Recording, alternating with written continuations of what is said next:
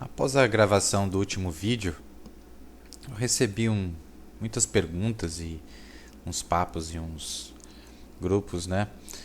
E eu notei que apesar de o negócio da fase, né, a função de transferência ser já uma coisa bastante difundida hoje em dia, as pessoas entendem o que é uma curva de fase e tudo mais, mas ainda a relação entre a fase e o sinal de impulso, né, e se uma curva de fase é correta, se aquilo ali que a gente está enxergando está corretamente sincronizado com o sinal, com a curva de amplitude, né, o pessoal não tem essa visão ainda, né? É devido aos métodos hoje difundidos do sincronismo por tentativa e erro, né?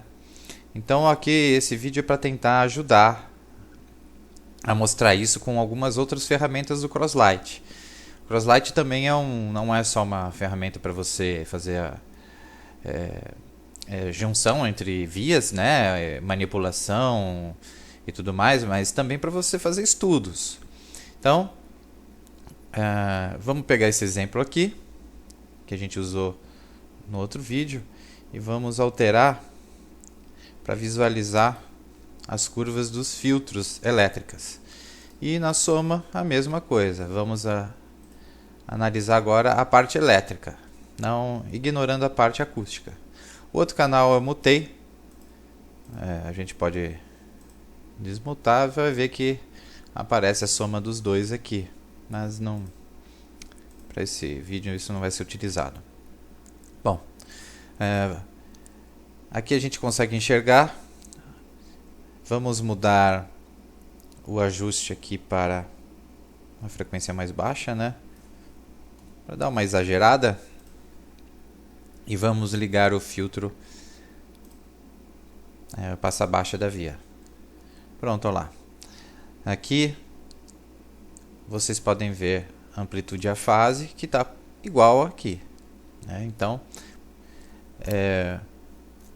a gente enxerga aqui que na região de corte, né, dos filtros, a gente tem a rotação de fase. E também podemos ver que começa quando a banda é muito estreita, a fase de um passa alto ou de um passa baixa começa a influenciar entre si. Então, isso pode ser uma matéria para um próximo vídeo. Então, agora vamos falar da parte do impulso.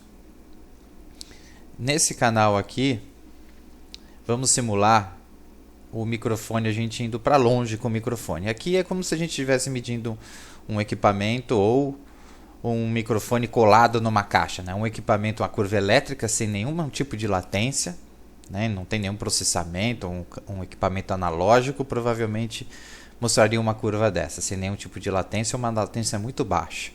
Já os equipamentos digitais têm um tempo de processamento. Então a gente começa a enxergar uma coisa assim, né? Aqui no canal, os valores de delay eles não são considerados para a gente enxergar as curvas elétricas. Isso é de propósito, né? Justamente para a gente conseguir comparar o teórico com resultados após a gente aplicar diversos tipos de processo nos canais. Então, quando eu apliquei um delay aqui, apareceu ele aqui, né? E o valor desse delay em metros ou em comprimentos de onda estão aqui. Então, temos 802 milímetros que dá esse tempo. Então, a curva o que aconteceu? Apesar da amplitude se manter, porque eu não mexi em amplitude, eu só mexi em tempo, né? O que aconteceu? Apareceu essas rotações aqui, né, de fase. Então, vocês podem ver. Aqui, apesar desse ponto estar muito parecido, né, esses dois pontos aqui, mas esse, né, não está correto, né? Então, pelo método de tentativa e erro, a pessoa pode até conseguir uma junção entre vias com esse tempo descasado. Na região de crossover pode até ser que tenha acoplamento e não tenha nenhum tipo de cancelamento, mas não está correto, né? Então, a gente só consegue analisar isso através do sinal de impulso, vendo isso daqui. Então vamos só dar mais um delayzinho aqui, para girar um pouco mais. Exagerar um pouco mais aqui. Pronto, rodou bastante. E o que acontece quando a gente aperta aquele Find Delay? O Find Delay do software é uma ferramenta automática que ele vai pegar uma referência e colocar no pico. Então ele faz isso daqui, ó. Isso aqui é um Find Delay na mão, né? Então aqui o software vai pegar esse pico e a curva que ele vai te mostrar é essa daqui. Aí você fala, não, eu apertei o Find, tá certo. Tá certo, porque eu apertei e ele achou o tempo para mim. E nem se preocupa se isso daqui está correto, né? O que acontece? Na hora que aperto o Find, deveria aparecer esse sinal de baixo aqui, e não isso daqui, né?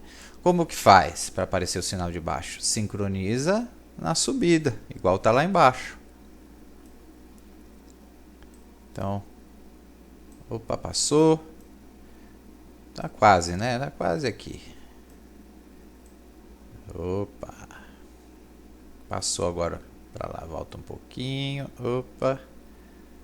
Tá quase. Vamos fazer uma gambiarra aqui.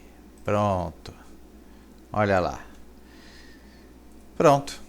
Então, com o tempo do Find ajustado no ponto certo na subida, a gente enxerga agora, mesmo com um delay aplicado, o microfone longe da medição, enxergamos uma curva de fase correta, com os pontos sincronizados nos locais corretos do filtro, igual está aqui no filtro elétrico.